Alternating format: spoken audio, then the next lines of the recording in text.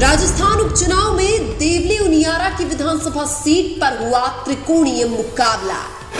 नरेश मीणा के निर्दलीय मैदान में उतरने से मुश्किल में दिखाई दे रही है कांग्रेस और भारतीय जनता पार्टी।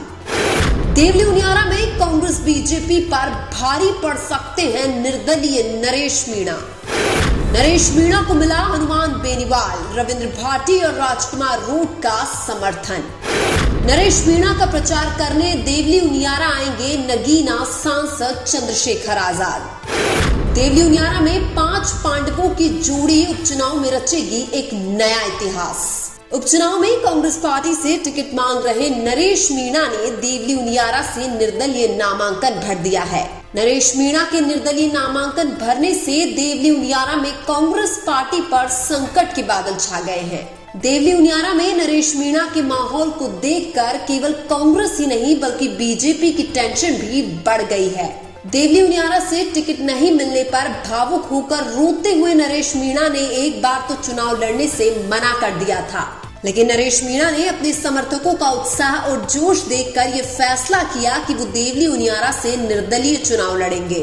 देवली उनियारा से निर्दलीय चुनाव लड़ने वाले नरेश मीणा को अब आरएलपी के हनुमान बेनीवाल ने खुला समर्थन दिया है।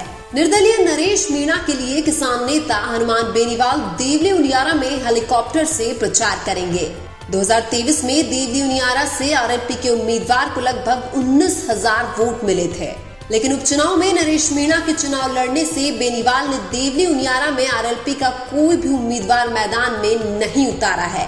हनुमान बेनीवाल के अलावा शिव विधायक रविंद्र भाटी ने भी नरेश मीणा को समर्थन दे दिया है। रविंद्र सिंह भाटी ने कहा कि अगर विश्वविद्यालय का कोई भी भाई चुनाव लड़ रहा है तो मैं उनका साथ दूंगा। रविंद्र भाटी और नरेश मीणा की देवली उनियारा के उपचुनाव को लेकर फोन पर बात हो चुकी है। रविंद्र सिंह भाटी ने नरेश मीणा को आश्वासन दिया है कि वो नरेश के लिए देवली उनियारा में चुनावी सभा करेंगे। हनुमान बेनीवाल और रविंद्र सिंह भाटी के अलावा बांसवाड़ा के सांसद राजकुमार रूट ने भी नरेश मीणा को समर्थन दे दिया है। भारत आदिवासी पार्टी के सांसद राजकुमार रूट भी नरेश मीणा का प्रचार करने देवली उनियारा आएंगे। इसके अलावा आजाद समाज पार्टी और चंद्रशेखर आजाद का भी नरेश मीणा को समर्थन मिल चुका है। नगीना सांसद चंद्रशेखर आजाद भी नरेश मीणा के लिए देवली उनियारा में चुनावी सभा को संबोधित करेंगे। यानी कि नरेश मीणा ने कुछ ही दिनों में देवली उनियारा के राजनीतिक समीकरणों को पूरी तरह से बदल दिया है।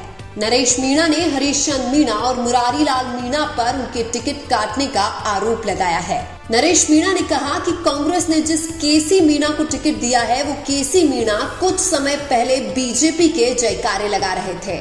नरेश मीणा ने यह भी कहा कि अगर कांग्रेस पार्टी किसी सक्रिय कार्यकर्ता को टिकट दे देती तो मुझे कोई दिक्कत नहीं थी, लेकिन कांग्रेस ने तो नरेंद्र मोदी के जयकारे लगाने वाले और कांग्रेस को गालियां देने वाले को ही टिकट दे दिया है। हम आपको बता दें कि नरेश मीणा 2023 के विधानसभा चुनाव में भी छबड़ा विधानसभा से निर्दलीय चुनाव लड़ चुके हैं, लेकिन इस बार उपचुनाव में देवली उनियारा से नरेश मीणा एक अलग ही रणनीति के साथ चुनाव लड़ रहे हैं।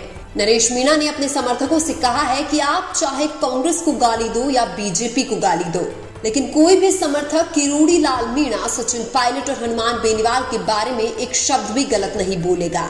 देवली उनियारा में निर्दलीय नरेश मीणा को सर्व समाज का समर्थन मिल रहा है। देवली उनियारा में कांग्रेस के केसी मीणा को बहुत ही कमजोर प्रत्याशी माना जा रहा है। वहीं दूसरी तरफ बीजेपी के राजेंद्र गुर्जर पर 2023 में विजय बैंसला को चुनाव हराने का आरोप है, इसलिए विजय बैंसला के समर्थक राजेंद्र गुर्जर को वोट न देकर नरेश मीणा को वोट दे सकते हैं। इसके अलावा प्रहलाद गुंजल का भी नरेश मीणा को अंदरूनी समर्थन मिल रहा है, क्योंकि प्रहलाद गुंजल भी ये बोल रहे थे कि देवली उनियारा से कांग्रेस का टिकट नरेश मीणा को देना चाहिए, लेकिन कांग्रेस ने नरेश मीणा जैसे एक जिताऊ उम्मीदवार को टिकट न देकर एक कमजोर प्रत्याशी को मैदान में उतारा है। यानी कि कांग्रेस पार्टी देवली उनियारा में अपने ही पैरों पर कुल्हाड़ी मार रही है।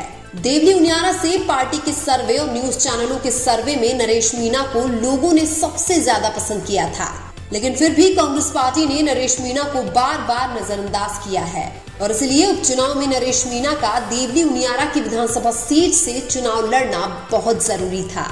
कांग्रेस ने बार बार युवा और योग्य नेताओं को नजरअंदाज किया है, जिसका खामियाजा भी कांग्रेस भुगत चुकी है। हालांकि वर्तमान में देवली उनियारा की विधानसभा सीट पर नरेश मीणा का एक तरफा माहौल बना हुआ है।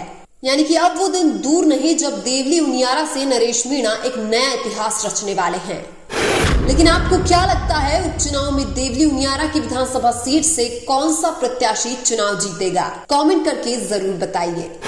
वीडियो अच्छा लगा तो लाइक कीजिए और हमारे चैनल मीणा की आवाज को सब्सक्राइब कीजिए। धन्यवाद।